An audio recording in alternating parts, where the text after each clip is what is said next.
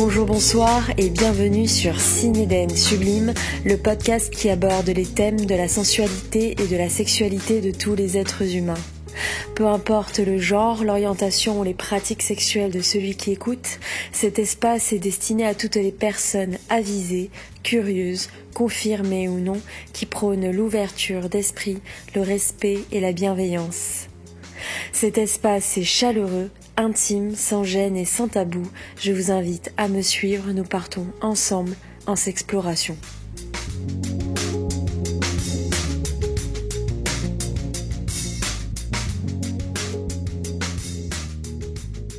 Si je vous parle de sexualité sacrée, d'énergie sexuelle ou encore de spiritualité, qu'est-ce qui vous vient en tête ? Je suis avec Alain Héril, psychanalyste, sexothérapeute, écrivain et formateur de renom que j'ai déjà eu l'occasion d'inviter pour le 2e podcast de cette chaîne d'ailleurs, sur le concept de sublimation, fameux concept qui, je le rappelle, a inspiré une partie du nom de cette chaîne, Sin-Eden Sublime. Alain Héril est de retour cette fois-ci, et pour notre plus grand bonheur, évidemment, afin d'aborder un sujet que beaucoup d'entre vous m'ont demandé, le tantra. Sans plus attendre, je vous laisse découvrir ce nouveau podcast. Bonne écoute.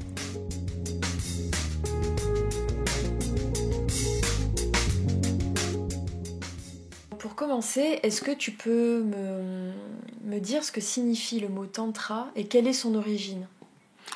Alors, le mot tantra a plusieurs origines, donc ça va être très difficile de donner une réponse qui soit une réponse absolue. En fait, c'est un mot qui vient du sanskrit, et l'une des origines, ça vient du terme tanati, et en fait, ça veut dire libération de l'expansion de la conscience. Donc bon, tu vois, c'est un mot un peu fourre-tout, ouais. Mais il y a une autre étymologie que j'aime bien qui laisserait entendre que le mot tantra viendrait du mot maillage, d'une traduction de maillage en vieux sanskrit, et ça correspond assez à ce qu'est le tantra, parce que le tantra c'est aussi un maillage de plusieurs choses un petit peu différentes les unes des autres. Donc mais en même temps, ce qu'on peut retenir, c'est que tantra c'est égal à la question de l'expansion, à la question de la conscience et aussi à la question du maillage, voilà, comme si tu tissais quelque chose. Il y a quelque chose qui est proche de l'alchimie. Dans l'alchimie, dans le processus alchimique qui transforme le plomb en or, on parle du fait qu'on passe par l'œuvre noire, l'œuvre blanc, l'œuvre rouge. Et il y a un tantra noir, un tantra blanc et un tantra rouge. Hein, c'est similaire. Mais il faut pas penser que le tantra, c'est essentiellement les fleurs, les petits oiseaux et tout ça. Il y a un tantra noir qui est un tantra où tu vas travailler tes ombres, où tu vas travailler tout ce qui est en lien avec ces parties sombres de toi-même. Mais quand je dis parties sombres, ça veut pas dire des parties viles, des parties qui sont pas belles, qu'il faut cacher. C'est-à-dire de faire remonter cette dimension-là de toi, cette dimension de l'ombre, pour justement la magnifier. Donc ça, c'est le tantra noir. Le tantra blanc, c'est un tantra qui est plutôt un tantra méditatif personnel. Donc quand tu fais du tantra blanc, t'es seul avec toi-même. Parfois, tu vas faire des méditations devant un miroir où tu te regardes. Tu vas travailler sur l'éveil des chakras, donc des centres d'énergie dans le corps, mais tout seul, tu vois. Et le tantra rouge, c'est un tantra fondé sur l'énergie sexuelle. Et en France, c'est plutôt du tantra rouge. Mais le tantra blanc et le tantra noir, ça existe. Et le tantra noir est très intéressant. Ça se pratique pas en France, le tantra noir. Je connais des personnes qui en font en Belgique, par exemple. Et le tantra noir, par exemple, tu peux travailler sur un lieu du corps, par exemple, comme l'anus, par exemple. Il y a un groupe en Belgique qui ont mis en place des stages qui s'appelle le cul joyeux, et qui est tout un travail autour du périnée, de la zone anale et tout ça, pour la rendre noble. Tu vois, et là, t'es dans l'esprit du tantra, mais t'es dans l'esprit du tantra noir. Tu vois, et puis c'est le premier chakra, c'est le fondement de l'être, c'est tous ces éléments-là. Donc c'est important aussi de signifier la diversité des tantras et le fait que ici en Occident on connaît le tantra rouge. Personnellement, je suis allé 2 mois en Inde, j'ai fait du tantra noir là-bas, j'ai fait du tantra blanc.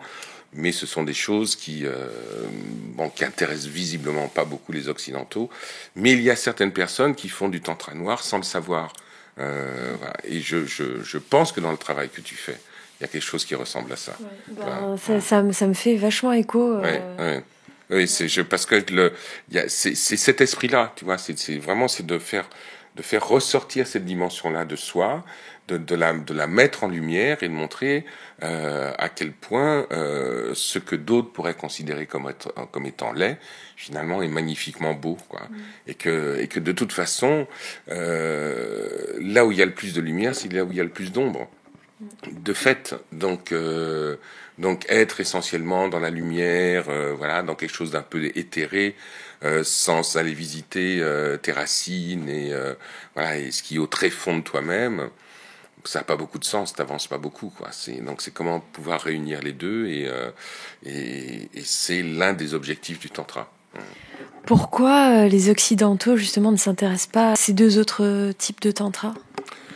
C'est en grande partie pour des raisons qui sont religieuses, qui n'étaient pas présentes chez les Grecs, par exemple.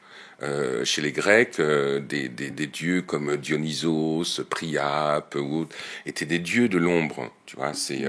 Et la rupture, elle s'est faite avec l'arrivée du christianisme et avec les deux corps de Jésus, c'est-à-dire que le corps de souffrance, le corps de la passion, le corps qui saigne, le corps de l'ombre. Eh bien, ce corps-là doit être mis de côté, aboli, pour être remplacé par le corps de lumière. Donc c'est quand le Christ revient 3 jours après, donc il est ressuscité parmi les morts, qu'il y a la Pâque, tout ça, tu vois.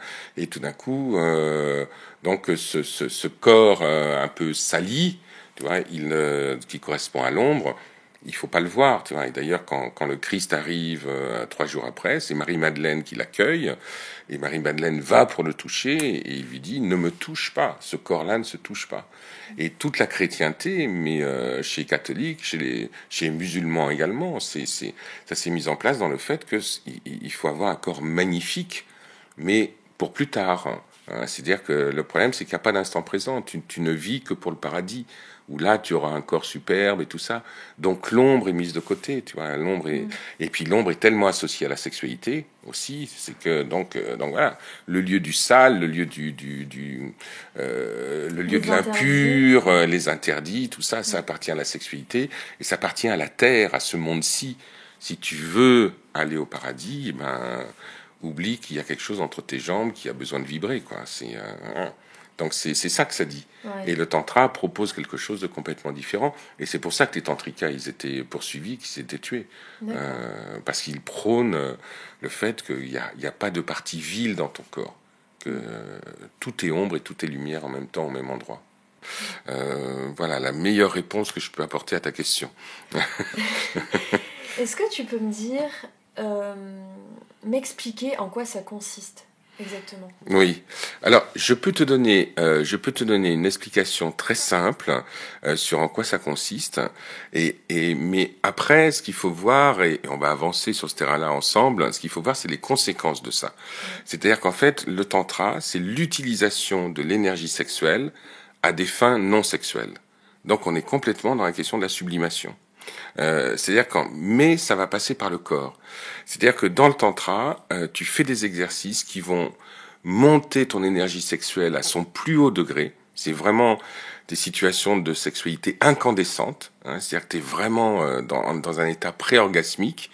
Et au lieu que cette énergie, elle soit utilisée, si je puis dire, à l'orgasme, à ce qu'on connaît habituellement, tu vas l'utiliser à la transformer en une énergie de contact, de relation aux autres, de relation à toi-même et tout ça.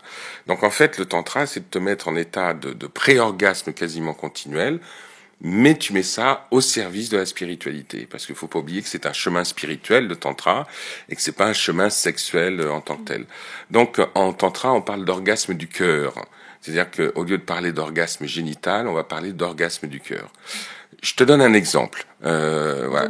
Imagine un couple, 2 hommes, 2 femmes, un homme, une femme, peu importe. Ils sont ensemble et ils ont une furieuse envie l'un de l'autre. Donc ils vont commencer à se rapprocher, à se caresser, voilà. Et puis Voilà, et puis la libido s'échauffe, se met en place. Il y a quelque chose qui monte en intensité. Et juste au moment où ils vont passer à l'acte, comme on dit communément, à ce moment-là, ils s'arrêtent, ils s'habillent et ils partent au restaurant. Donc ils partent au restaurant avec cette envie-là qui est très forte. Donc du coup, tu manges pas la même chose. Tu ne parles pas de la même chose avec ton partenaire. Tu ne regardes pas les choses de la même manière.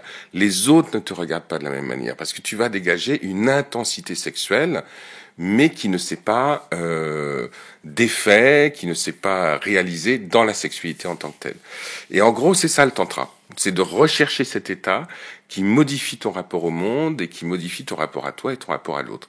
Mais ça se base sur l'énergie sexuelle. Fondamentalement, c'est vraiment un éveil de l'énergie sexuelle à son plus haut niveau. D'accord. J'espère que mon exemple est parlant. Il est très parlant et d'ailleurs il me fait penser, on a fait un podcast tous les deux sur le concept de sublimation, qui est le deuxième podcast auquel tu as participé.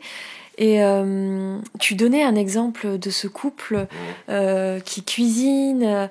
Tu parlais de la sublimation dans un exemple un peu similaire et ça me fait penser à ça. Et c'est l'expansion de ton premier exemple. Exactement. Ouais. Exactement, oui. Et je pense que c'est important de dire qu'il y a cette dimension de sublimation dans le tantra, parce que souvent les occidentaux, parce que le tantra ça vient de l'Inde, ça vient du Cachemire, donc c'est une tradition très très très ancienne, c'est plusieurs milliers d'années avant Jésus-Christ,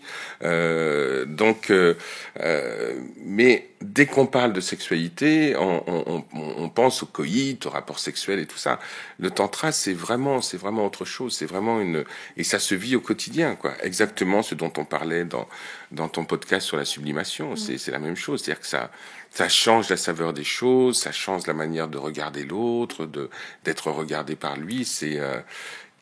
Mais c'est de la spiritualité, et ça, je serais peut-être amené à le redire tout à l'heure. C'est vraiment un parcours spirituel, le tantra. Mais pour nous occidentaux, spiritualité et sexualité, c'est un peu antinomique, tu vois. On est tellement sous l'influence des approches chrétiennes, que ce soit catholique, protestante ou autre, tu vois, qui ont séparé le corps et l'esprit. Là, c'est une réunification entre les deux. J'imagine qu'on t'a déjà posé cette question, mais est-ce que le tantra, c'est une secte ? Alors, le tantra, c'est pas une secte, mais il y a des personnes qui, sous couvert de tantra, ont mis en place des processus un peu sectaires. C'est-à-dire qu'en disant, voilà, on fait du tantra, la sexualité est libérée, surtout autour des années 70, quand vraiment ça s'est un peu ouvert sur ce terrain-là, il y a des personnes, effectivement, qui ont mis l'étiquette tantra en avant et qui, finalement, avaient des comportements sectaires. Mais en soi, le tantra n'est pas une secte en tant que tel. Mais quand ça a été créé, il y a très longtemps, parce qu'il n'y a pas de texte fondateur. Ce qu'il faut savoir, c'est que les tantrikas, c'est le nom de ceux qui pratiquent le tantra. Les tantrikas étaient poursuivis par les hindouistes parce que la pratique du tantra était considérée comme une pratique non religieuse. Parce que les tantrikas revendiquaient l'importance de l'instant présent, n'étaient pas forcément dans quelque chose qui était en lien avec la réincarnation, le nirvana et tout ça. Et puis il y avait du corps qui était massivement présent, donc ils étaient poursuivis et ils ont été considérés comme étant une secte. Un secte, ça vient de sectarer, c'est-à-dire couper de quelque chose d'autre. Mais à l'heure actuelle, non, c'est pas une secte. Mais j'aurais tendance à dire aux personnes qui écoutent tes podcasts que il faut quand même faire attention avec qui tu fais du tantra, avec quels animateurs, et toujours vérifier que les gens qui te proposent du tantra, c'est en accord avec tes croyances, avec tes valeurs. Ça c'est très important. Mais fondamentalement, c'est une philosophie, le tantra. C'est même pas lié à une religion. C'est vraiment une philosophie. Et c'est vrai que les gens qui ont amené le tantra en Occident dans les années 60, il y a des noms connus comme Osho, comme Margot Anand, Daniel Audier. Ce sont des gens qui ont été taxés d'attitudes sectaires parce qu'ils proposaient autre chose, une autre manière de considérer la sexualité, de considérer le rapport à l'autre et à soi-même, quoi. Quel est l'objectif de cette pratique ? Tu nous en as un peu parlé tout au début. Est-ce que tu peux m'en dire un peu plus ? Et est-ce qu'on peut considérer le tantra comme une thérapie, en quelque sorte ? Alors, le tantra, c'est pas une thérapie. Là-dessus, pour moi, c'est très clair. Et quand j'encadre des stages de tantra, je le dis très clairement aux personnes qui viennent. C'est pas une thérapie parce que on ne va pas dans le tantra résoudre les problèmes de son enfance, de sa petite enfance, de son adolescence. Si tu as connu des traumas, si tu as été abusé, tout ça, c'est pas le tantra qui va réparer ça. C'est une vraie thérapie. Néanmoins, le tantra peut avoir des effets thérapeutiques. C'est-à-dire que ça peut libérer des choses au niveau des émotions, ça peut t'amener à des prises de conscience. Donc il y a des effets thérapeutiques, mais il n'y a pas une visée thérapeutique. Donc c'est et bien souvent, moi ça m'est arrivé que certaines personnes fassent un stage de tantra et tout d'un coup me disent oh là je viens de piger un truc extraordinaire. Et ben je leur dis mais travaille ça avec ton thérapeute maintenant. C'est-à-dire que c'est pas parce que tu as compris quelque chose de ton histoire que ça y est, tout est résolu. Ensuite, il faut le mettre en travail avec un thérapeute. Donc on est plus avec le tantra dans le développement personnel, à caractère spirituel, que dans la thérapie en tant que telle. Après, à ta question, quel est l'objectif du tantra ? Si vraiment je te fais une vraie réponse, c'est il n'y a pas d'objectif. Dans le tantra, il n'y a pas d'objectif. C'est-à-dire que il n'y a pas quelque chose à atteindre. Il y a vraiment faire l'expérience de quelque chose dans ton corps, dans tes émotions, dans tes relations aussi. Mais l'objectif, c'est s'il y en a un à citer, ça serait l'expansion. C'est-à-dire toujours ouvrir de plus en plus. Le tantra, c'est faire de la place à l'intérieur de toi pour que le mystère puisse arriver. C'est essentiellement ça. Donc tu t'ouvres et puis t'accueilles ce qui vient. Mais si tu es dans l'objectif, tu vas être dans le mental. Tu vas te dire il faut que j'arrive à ça. Là je suis au point A, donc après il y a le point B, après il y a le point C. Et là t'es pas dans le tantra. T'es dans quelque chose de performant, dans le sens négatif du terme. Tu vois. Et le tantra c'est pas ça. Le tantra c'est vraiment une expérience, une aventure. Et c'est pour moi en tout cas c'est un travail d'élagage. C'est-à-dire que t'enlèves ce qui est superflu et tu vas vraiment à l'essentiel. C'est ça qui est important. Et puis dans le tantra, il y a aussi une qualité de la relation, une certaine qualité dans la façon d'être avec l'autre, d'être avec toi-même. Alors évidemment, ça part de la sexualité, mais les exercices sexuels en tant que tels du tantra, c'est 10% du tantra. Le reste, c'est de la méditation, c'est la compréhension des énergies qui te traversent, c'est une qualité de présence au monde, tu vois, c'est ça. Donc on est vraiment sur un terrain spirituel, complètement. Justement, est-ce qu'on peut parler des grands principes du tantra ? Quels sont-ils ? Alors, je vais te répondre par verbe. C'est-à-dire qu'il y a des verbes importants dans le tantra. Le premier verbe, c'est expérimenter. C'est-à-dire que tu ne peux pas comprendre le tantra si tu n'expérimentes pas le tantra. Donc si tu n'expérimentes pas les exercices qui sont proposés, donc qui vont passer d'exercices de méditation tels qu'on connaît habituellement, de travail respiratoire, à des exercices qui vont être des exercices où tu vas décharger tes émotions, les épurer, voilà, de manière à être plus centré. Et après, il y a des exercices qui ont un caractère plus sexuel, où tu vas travailler sur autour de ton sexe, de tes organes génitaux, des organes génitaux de l'autre et tout ça, parce que là il y a une lecture du corps qui est une lecture qui est un peu mystique, tu vois, c'est-à-dire que le sexe de la femme, le sexe de l'homme, voilà, c'est des objets précieux, c'est des lieux précieux, donc on les aborde pas comme on aborderait ces espaces-là de manière génitale un peu rapide, tu vois. Donc il y a expérimenter et il y a un maître mot dans le tantra, c'est ralentir. Le tantra, c'est l'apprentissage du ralentissement. C'est-à-dire que tu apprends à tout ralentir. C'est-à-dire tout ralentir, la manière de marcher, la manière de penser, la manière d'être. Il y a vraiment une espèce de chose comme ça qui se met en suspension. Il y a un autre verbe qui est important aussi, c'est féminiser. C'est-à-dire que le tantra, c'est le culte de la féminité. On fonctionne beaucoup en tantra en termes, ce qu'on va retrouver dans le bouddhisme, en termes yin et yang. Yang, c'est plutôt le masculin, c'est plutôt la force et tout ça. Bon, c'est un peu caricatural ce que je dis, mais voilà, ça va dans ce sens-là. Et le yin, c'est plutôt la douceur, l'ouverture et tout ça. Et le tantra va plutôt vers le yin que vers le yang. Hein, donc il y a vraiment quelque chose qui et c'est souvent bouleversant pour les hommes. Tu vois, quand ils arrivent dans les premiers stages de tantra, où tout d'un coup ils doivent apprendre à trouver leur yin, à trouver le féminin qui est à l'intérieur d'eux et le laisser éclore. Et, voilà, et moi j'entends beaucoup d'hommes qui viennent au tantra au début qui disent mais c'est quoi cette histoire? Moi je croyais que j'allais venir là pour tripoter des femmes et tout ça, et puis tout d'un coup on me demande de venir à mon féminin. Ah, je suis pas un PD, tu vois. Ça je l'ai entendu souvent, quoi. Mais ça, voilà, c'est vraiment cette direction-là qu'on va prendre au tantra.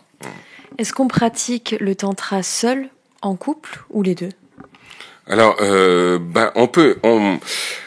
en général, moi je conseille aux gens de faire un premier stage de tantra seul. Alors, chacun fait ce qu'il veut, bien entendu. Mais quand tu fais un tantra seul, tu vas vraiment faire un travail de bouleversement par rapport à toi-même et par rapport à ton lien aux autres. Si tu viens en couple, bien souvent, on peut faire du tantra en couple, hein, bien sûr, mais tu vas venir pour réparer ta relation, pour essayer de comprendre des choses dans ton couple. Donc tu vas être un petit peu enfermé sur ton couple. Donc souvent tu rencontres pas les autres, hein, qui sont dans le stage. Par contre, le chemin qui peut être bien, c'est tu fais seul, tu t'aperçois de ce que c'est, et puis ensuite tu viens inviter ton ou ta partenaire à partager avec toi le tantra. Donc ça peut se faire seul, à deux. Personnellement, les stages que j'encadre, ce sont des stages ouverts.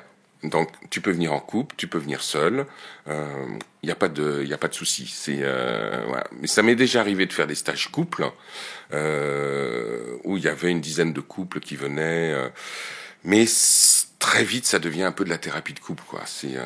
Parce qu'ils viennent parce qu'ils vont pas bien. Le tantra, c'est la dernière chance avant la rupture, tu vois. Donc il y a une espèce de tension là qui se met en place et qui permet pas toujours au couple de bien vivre les choses, quoi. Bon, j'ai connu des couples qui sont venus à des stages de tantra et qui ont décidé de se séparer après le stage, mais ils se sont séparés en conscience, en disant on s'aperçoit que bon, finalement c'est fini, quoi. Voilà, c'est pas très grave, hein, c'est après, hein. Voilà, chacun continue leur vie. Il vaut mieux se séparer en conscience que de rester ensemble en étant dans une relation absolument défectueuse, quoi. Clairement. Tu disais que la sexualité c'était 10% dans le tantra. Est-ce que tu peux m'en dire un peu plus, m'expliquer justement la place de la sexualité dans cette pratique? Alors c'est toujours une question à laquelle il est difficile de répondre, parce que souvent quand on entend sexualité, on entend rapport sexuel. Alors qu'en fait, dans le tantra, tu peux avoir des exercices de massage de la vulve, par exemple, ou de massage du sexe. Alors, en tantra, la vulve s'appelle la yoni, et le sexe masculin s'appelle le lingam ou le vajra. Donc, il peut y avoir des exercices de massage de la yoni, donc qui se font souvent de femme à femme. Et donc il peut y avoir aussi des exercices de massage du sexe de l'homme, mais c'est pas pour faire une masturbation, les gestes ne sont jamais excitatoires. Tu vois, c'est cette limite-là qui est toujours difficile à comprendre.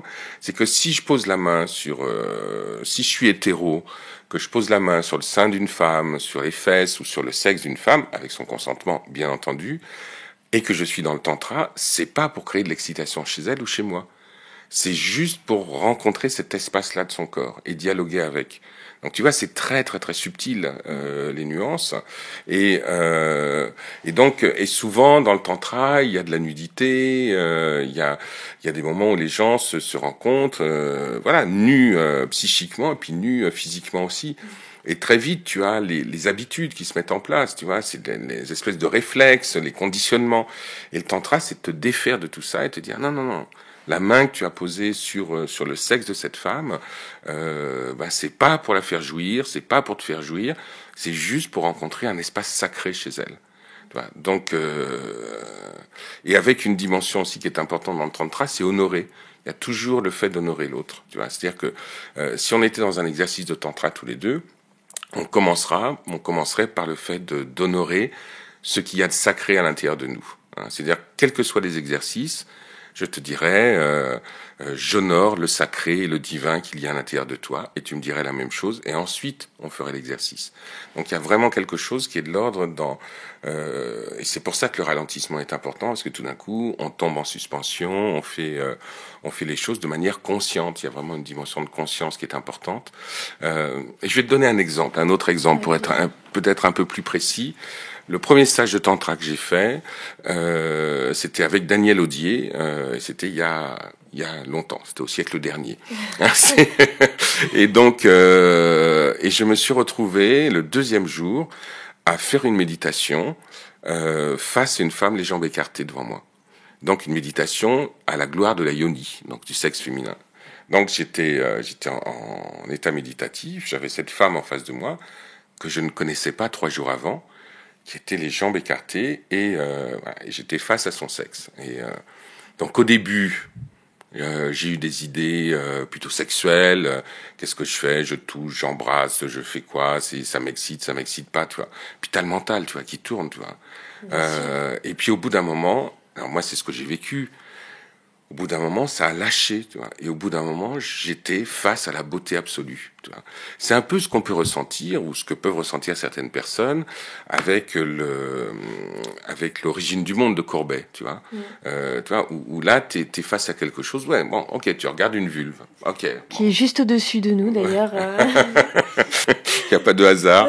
Et donc, et tout d'un coup, il se passe autre chose, et c'est cette autre chose-là qui est importante. C'est-à-dire que tout d'un coup, tu regardes un lieu précieux de cette femme qui, parce qu'elle est une femme, est forcément quelque chose à adorer. Et en tant qu'homme, ça te permet de visiter d'autres éléments, d'autres choses, de changer un peu tes habitudes, tes réflexes conditionnés, tu vois. C'est ça qui est en jeu. Alors, je veux pas dire par là qu'à chaque fois qu'on va faire du tantra, les gens vont se retrouver dans cette situation-là. C'est juste pour partager mon expérience, tu vois. Et moi, c'était une expérience fondatrice par rapport à ça, parce que je me suis dit, on peut regarder une femme autrement. Tu vois, et justement, on peut regarder ce lieu-là d'une femme autrement. Tu vois, c'est que donc ça te fait travailler en tant qu'homme sur le fait de lâcher aussi une espèce de réflexe prédateur. Tu vois, de réflexe de, ouais, je vois un sexe de femme, donc je me rue dessus. Tu vois, ça permet de lâcher ça pour rentrer dans autre chose. Donc du coup, c'est hyper sexuel. Mais il se passe autre chose que de la sexualité directe, puisqu'évidemment, le but du jeu, c'est tu touches pas, tu t'embrasses pas, tu médites devant, quoi. Et ce qu'il faut dire, c'est que c'est un exercice qui dure 50 minutes. Tu vois. D'accord. Parce qu'il faut le temps. Il faut le temps pour que tu passes à autre chose.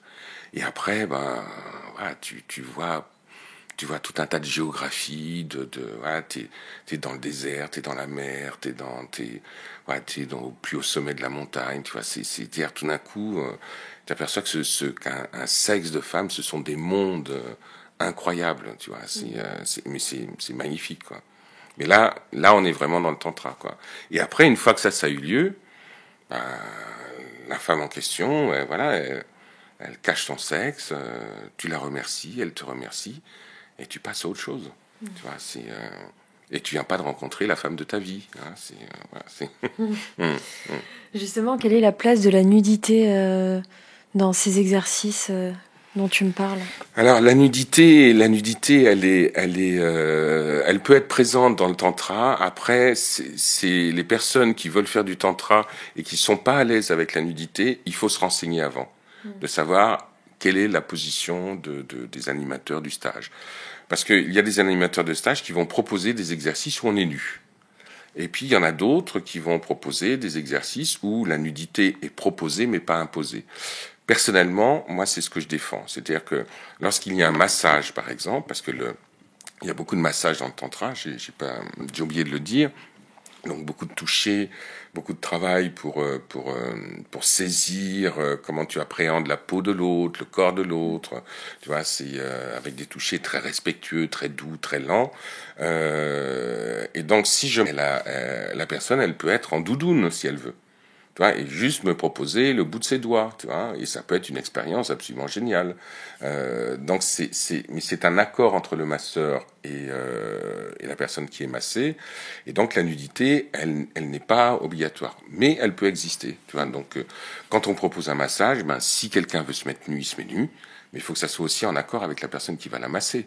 Tu vois, qui n'a pas forcément envie de masser un corps nu, tu vois, mais nous, on n'impose jamais la nudité. Mais je sais qu'il y a certains animateurs, parce que ça fait partie de leurs critères, qui vont dire, ben voilà, il y a de la nudité dans nos stages. Voilà. Mais tu sais, très sincèrement, j'ai eu plusieurs personnes qui sont venues dans les stages de tantra en me disant, on va être nus, pas nus. Moi, je leur tiens le discours que je viens de te tenir. Et 3 jours après, bon, oui. toi, t'as une telle sensation d'ouverture, de sûr. liberté, tu vois. Après, et puis tout ça se fait dans la bienveillance, hein, quand même. Hein, bon, ton corps, quel qu'il soit, il n'est pas détaillé par l'autre, il n'est pas scruté, il est juste regardé avec émerveillement parce que c'est le corps d'un être humain, donc c'est forcément beau. Est-ce qu'il peut y avoir passage à l'acte ? Jamais. Sinon, c'est pas du tantra. Sinon, c'est pas du tantra. Et cette question-là, elle est importante. C'est-à-dire qu'il y a des stages de tantra, faut bien le dire, où ça se termine en partouze. C'est parce que tu fais tellement monter l'énergie sexuelle qu'à un moment donné, tu te dis bon, ça va, leurs histoires là, de sublimer tout ça, j'ai trop envie, donc c'est aux animateurs d'être très clairs sur le cadre. Nous, ça nous est arrivé. Quand je dis nous, c'est que j'encadre des stages de tantra avec d'autres personnes, hein, rarement seul, même jamais seul. Et en fait, ça nous est arrivé de dire aux gens, écoutez, on va passer une semaine ensemble. Ce qu'on vous propose, c'est de ne pas avoir de relations sexuelles pendant une semaine, ni avec quelqu'un, ni avec vous-même, de manière à garder cette énergie sexuelle. Après, une fois que la semaine est passée, ils font ce qu'ils veulent, tu vois. Et puis après, on n'est pas dans les chambres pour être sûr qu'ils ont bien suivi la consigne. Mais les gens qui suivent cette consigne-là, c'est toujours très intéressant parce que tu t'aperçois, d'une part, que l'énergie sexuelle est une énergie considérable, beaucoup plus forte que ce qu'on pense, tu vois, et puis qu'elle va te servir à, comme je disais tout à l'heure, à rencontrer les autres, à te rencontrer, et puis que ça va te servir à être créatif aussi, tu vois. Tu vas mettre cette énergie au service d'une créativité, parce que dans le tantra, il y a beaucoup de danse, il y a beaucoup d'expression du corps, tu vois. Mais il n'y a pas de passage à l'acte sexuel. C'est-à-dire que normalement, si tu touches une partie érogène de quelqu'un, ton geste n'est jamais dans le sens d'exciter la personne. Okay. Est-ce que tu as déjà eu des stagiaires qui avaient notamment des hommes qui pouvaient être précoces ou qui avaient des problèmes au niveau de leurs éjaculations et du coup qui ne pouvaient pas se contrôler? Est-ce que ça t'est déjà arrivé? Et si oui, comment tu peux rassurer ces personnes qui peut-être sont craintives par rapport à ce type d'événement, de problématiques? Là, je dirais qu'on est exactement dans ce qui se passe par rapport au massage, par exemple. Normalement, quand tu fais une formation de massage, que tu es une femme, le fait de masser un homme fait que le sang circule et que l'érection, elle arrive naturellement. Et que lorsqu'il y a une excitation qui est très forte, il peut y avoir une problématique d'éjaculation précoce avec un homme qui va éjaculer et tout ça. Mais l'éjaculation ne se fait jamais parce qu'il y a caresse manuelle ou buccale, tu vois, ou pénétration. Des fois quand il y a un massage massage du sexe masculin, mais le massage du sexe masculin, c'est pour défaire les nœuds qu'il y a dans les plis profonds de l'aine, pour défaire des nœuds qu'il peut y avoir aussi. Enfin, quand je dis défaire des nœuds, c'est sans mauvais jeu de mots. Hein, c'est pour travailler sur des enquistements qu'il peut y avoir au niveau des testicules et tout ça. Donc, ce sont des gestes très précis et qui existent dans les textes du tantra depuis très longtemps. Il peut y avoir éjaculation. Donc le discours à tenir, c'est un discours qui dédramatise et qu'il faut tenir dès le début. Dire voilà, si ça arrive, c'est pas grave. Ça veut pas dire que vous avez raté l'exercice. C'est simplement que c'est arrivé. Et en général, moi ça m'est déjà arrivé dans des stages. Et en général, quand ça arrive, voilà, c'est pas ça arrive quoi. C'est pas un souci. Hein, c'est pas un souci. C'est un moment effectivement, un moment du massage. Mais c'est vrai que moi j'ai déjà eu des hommes. Non. L'important c'est pas ça. Voilà, c'est bien entendu. On entend souvent parler de la pratique du tantra dans les relations hétérosexuelles. Tu l'as un peu évoqué tout à l'heure, mais est-ce qu'on peut rentrer un peu plus dans le détail? Cette pratique est-elle aussi accessible aux personnes homosexuelles, enfin de tout type d'orientation telle qu'elle soit? Oui, il y a du tantra gay, par exemple, et qui est annoncé comme tel. Il y a du tantra qui se fait qu'entre femmes, donc avec une possibilité de rencontre des corps de femme à femme, d'homme à homme. Et actuellement, il y a toute une lignée de personnes, d'animateurs de tantra, qui sont en train de réfléchir à un tantra qui soit un tantra qui sorte complètement de l'hétérosexualité, de l'homosexualité, pour être sur un tantra où toutes les formes de sexualité sont acceptées. Et il y a même une personne, j'ai vu ça il y a très peu de temps, qui est en train de réfléchir à ce qu'elle a appelé un tantra inclusif.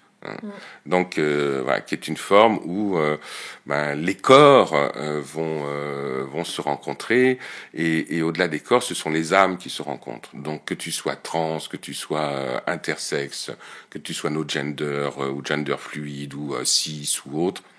Ce qui est important, c'est l'être humain, tu vois. Et ça, c'est quelque chose qui est nouveau à l'heure actuelle dans le tantra, mais qui va se développer dans les années qui viennent, ça j'en suis sûr. Personnellement, alors je dis pas que je suis meilleur que les autres, mais personnellement, dans les stages qu'on a encadrés, on a eu beaucoup de personnes trans qui sont venues. Et voilà, et ça s'est passé très très très très bien pour elles. Alors après, il y a certaines personnes que ça peut choquer, tu vois. S'ils sont choqués, ils s'en vont, on les rembourse. Voilà, ça c'est très clair, c'est très clair là-dessus. C'est arrivé une fois qu'un homme masse une femme trans et au bout d'un quart d'heure, qui dit mais c'est quoi cette histoire là, vous m'avez dupé, c'est pas une femme, c'est quoi, je sens bien, je dis si c'est une femme. C'est une femme, et donc cette personne-là, elle a fait 2 jours, on l'a remboursé et puis elle est partie. C'est pas un souci. Mais le tantra est en train de s'ouvrir à ça. D'autant plus que le tantra part du principe que nous avons à l'intérieur de nous une dimension masculine, une dimension féminine qui est présente chez tout être humain et que donc le travail, c'est un travail de rencontre entre ces différentes polarités et c'est ça qu'on va mettre en avant, plutôt qu'un genre bien particulier ou qu'une forme une forme bien particulière qui serait la forme normale pour faire du tantra, quoi. Bien sûr. Quels sont alors tu nous as un peu parlé des bienfaits, mais est-ce que tu peux m'en dire un peu plus des bienfaits du tantra? Alors oui, bien sûr. Alors il y a un bienfait qui est très simple, c'est la joie. C'est-à-dire que le tantra, vraiment, très sincèrement, si quelqu'un fait un stage de tantra et ne sort pas du stage de tantra en étant joyeux, c'est que c'était pas du tantra. Le tantra, c'est vraiment une apologie de la vie, de la circulation de l'énergie vitale, sexuelle et tout ça. Donc l'un des bienfaits, c'est de te rendre joyeux. Donc c'est déjà pas mal. Mais c'est une joie qui dure. C'est une joie qui dure dans le temps, qui est inscrite à l'intérieur de soi. C'est une pratique corporelle. Donc, c'est-à-dire que le corps est très engagé, donc ça te permet aussi de lâcher le mental. Toutes les personnes qui sont un peu trop tout au long de l'année dans quelque chose de trop intellectuel, de trop réfléchi, voilà, un bon stage de tantra l'été, voilà, tu lâches ça te permet de le lâcher. Et puis en même temps, c'est de la spiritualité. Donc ça te permet aussi de découvrir des espaces méditatifs, une qualité aussi de relation à toi et à l'autre, et ça c'est important. Et puis aussi il y a la découverte d'un truc fondamental dont j'ai parlé, c'est la lenteur. Parce que la lenteur, faut la vivre pour s'apercevoir de sa qualité, de la conscience que ça met dans ton lien à toi et aux autres. Donc il y a tous ces avantages-là. Et il y a un inconvénient dans le tantra. C'est de ne penser que tantra. Parce que le problème, c'est que je connais des personnes qui, quand ils finissent un stage de tantra, ne pensent qu'à une seule chose, au prochain stage de tantra. donc qui passent leur vie, hein, voilà, qui font 2-3 stages de tantra l'été, qui aux vacances de la Toussaint vont faire un autre stage de tantra, qui après vont en faire à Noël, qui après vont en faire à Pâques et tout ça, et leur vie n'est que là-dedans. Donc du coup, ils se détachent, ils se séparent de la réalité, de la difficulté de la réalité de tous les jours, du quotidien, des contraintes et tout ça. Et je pense que le tantra, ça te sert à magnifier la vie quotidienne, mais pas à t'échapper de la vie quotidienne. Ouais. Tu vois, et je connais des personnes qui sont des professionnels, des stagiaires professionnels, qui ont fait du tantra avec tous les grands noms du tantra. Mais dans le monde, des gens qui vont partout dans le monde, en Australie, en Inde, aux États-Unis, en France, mais qui ne vivent pas leur vraie vie. Hein. C'est-à-dire que moi je pense qu'il y a un principe de réalité auquel c'est important de se confronter, de trouver le maximum de principes de plaisir, mais sinon tu t'échappes à toi-même et tu te sers du tantra comme excuse ou comme écran pour ne pas vivre la vie avec ses contraintes. Quel conseil tu peux donner à quelqu'un qui souhaite débuter, commencer, expérimenter le tantra ? Quelqu'un qui va commencer, le conseil le plus simple, c'est de lui dire de ne pas s'engager sur un temps de tantra trop long. C'est-à-dire que quand tu n'as jamais fait de tantra et que tu t'engages sur un stage d'une semaine, c'est peut-être beaucoup. Donc il y a plein d'animateurs qui proposent des soirées, par exemple, de découverte du tantra, où pendant 3 à 4 heures, tu vas découvrir. Donc ça t'engage pas trop, et puis en même temps tu vois un petit peu ce que c'est, voilà, et puis après tu passes à un week-end, et puis ensuite tu fais quelque chose de plus long. Donc voilà, d'y aller de manière progressive, parce que si tu t'immerges dans un stage trop long et que c'est pas ton truc, parce que je suis pas dans l'idée que le tantra doit plaire à tout le monde, bon tu vas risquer d'être un peu en difficulté. Donc voilà, c'est un conseil très simple, mais en général très efficace. Et puis si tu fais une soirée avec un animateur, que l'animateur te plaît, tu continues un peu plus avec lui, quoi, parce que t'es en confiance. Ouais. Comment bien choisir son stage, son cours, son atelier de tantra ? En général, il y a des thèmes. Si tu as un stage de tantra, voilà, mais quel est le thème, tu vois? Donc souvent tu as des thèmes qui sont donnés. Alors des fois les thèmes sont un peu flous, un peu abstraits. Et puis après il y a une chose qui est très simple. Faut appeler l'animateur ou l'animatrice du stage et dire voilà, qu'est-ce que vous allez proposer? Évidemment, tu n'auras pas tous les exercices qui seront très détaillés, mais au moins que tu te sentes en confiance par rapport à la personne.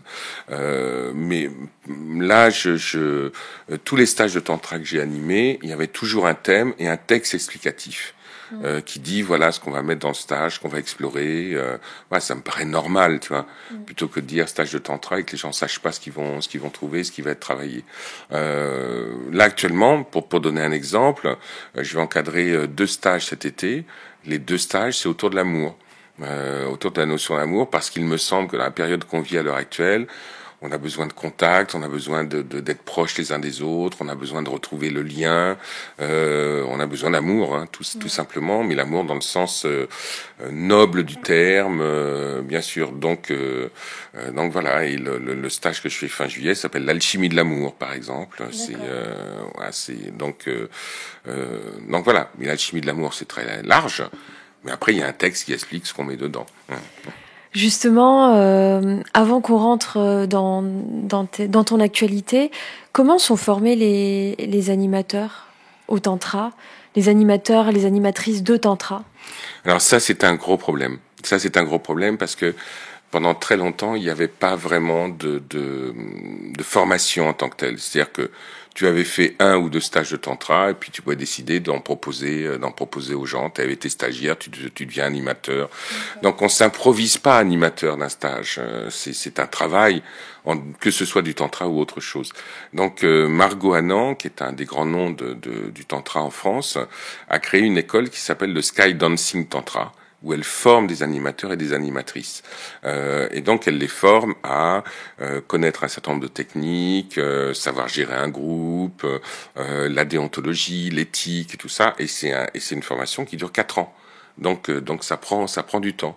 Et là, on a vraiment des personnes qui sont sérieusement formées.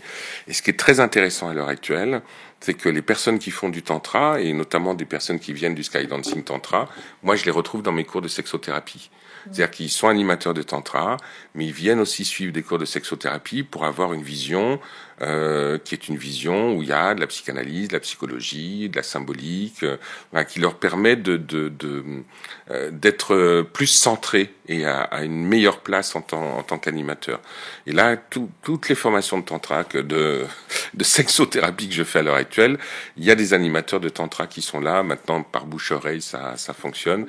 Voilà, et c'est important de bien faire attention à d'où vient la personne. Tu vois, si t'as quelqu'un qui anime un stage de tantra et qui 6 mois avant était ingénieur en informatique, faut faire attention, quoi. Mais tu as beaucoup de personnes qui viennent du terrain psy, qui rencontrent le tantra, ensuite sont des animateurs.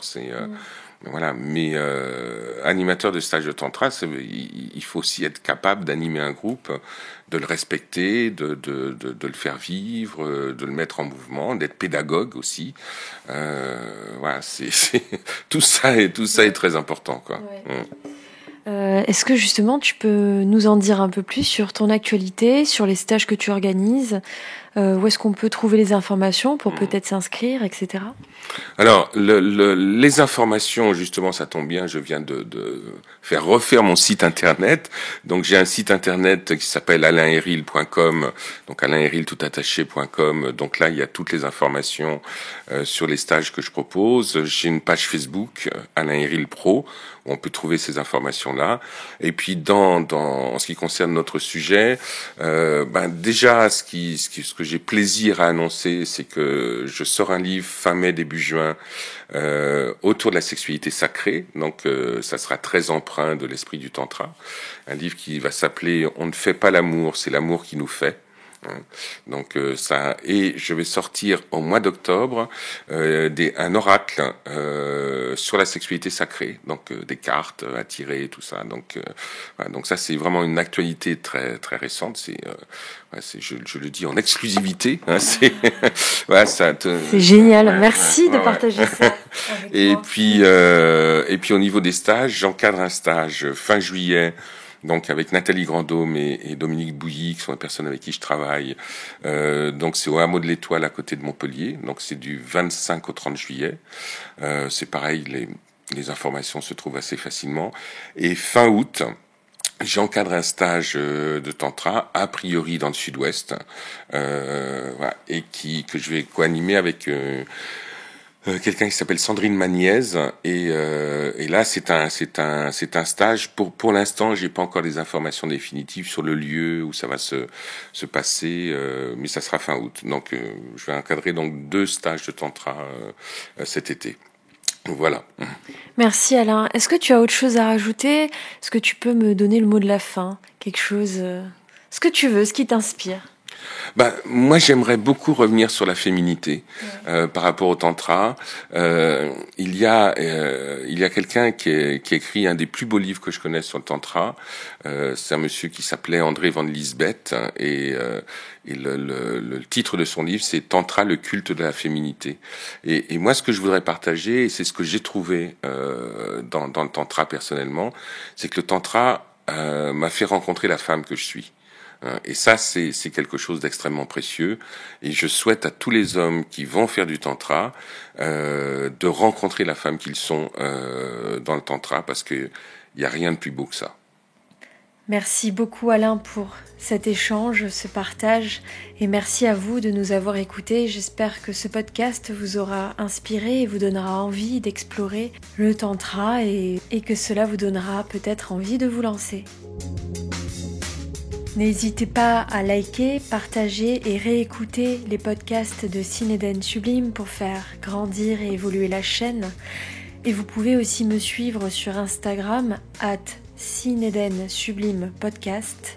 Vous y découvrirez des lives, des posts assez sympas, des jeux et puis des informations que je ne communique pas en podcast. Merci encore. À très bientôt.